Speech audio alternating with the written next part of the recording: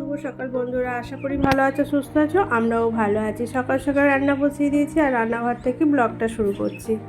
একদিকে ডাল সেদ্ধ আর একদিকে ডিম সেদ্ধ বসিয়েছি আর হাঁড়িতে জল ভরে রেখেছি, এখনও চাল ধুয়ে দেওয়া হয়নি। এই দেখো বাইরে থেকে না আম গাছটা কত ভালো লাগছে। আর এই আম গাছটা থেকে একটা আম পেড়ে আজকে টকের ডাল করব। দেখো রান্নাগুলো দেখে নাও একবার।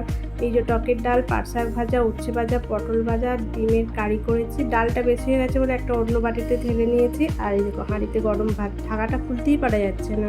আর আমার এখনও কোনো কাজ হয়নি। যাই হোক, মেয়ে আর ওর বাবা বেরিয়ে গেছে। দেখো মাছওয়ালার থেকে আবার মাছ নিয়েছি চিংড়ি মাছ আর কাটাপোনা মাছ।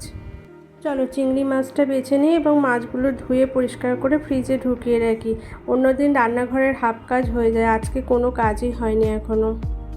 এই যে মাছ বাছা হয়ে গেছে, ধোয়াও হয়ে গেছে। এবার কৌটোর মধ্যে রেখে ফ্রিজে রেখে দেব। আজকে আর করবো না, কাল করব।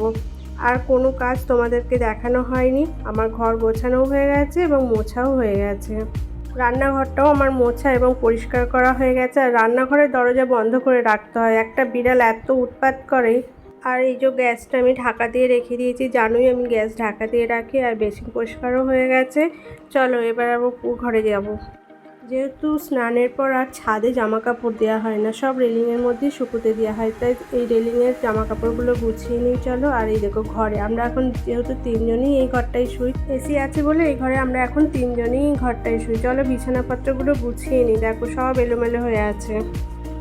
আর আমরা রাত্রিবেলাই ওপর ঘরে শুই আর দিনের বেলা নিচের ঘরে শুই, কেননা নিচে যখন লোক আসে তখন আবার নিচে আসতে হয় এবং আর বারবার ওপর নিচ করা যায় না বলে তার জন্য দুপুরবেলা নিচেই শুই।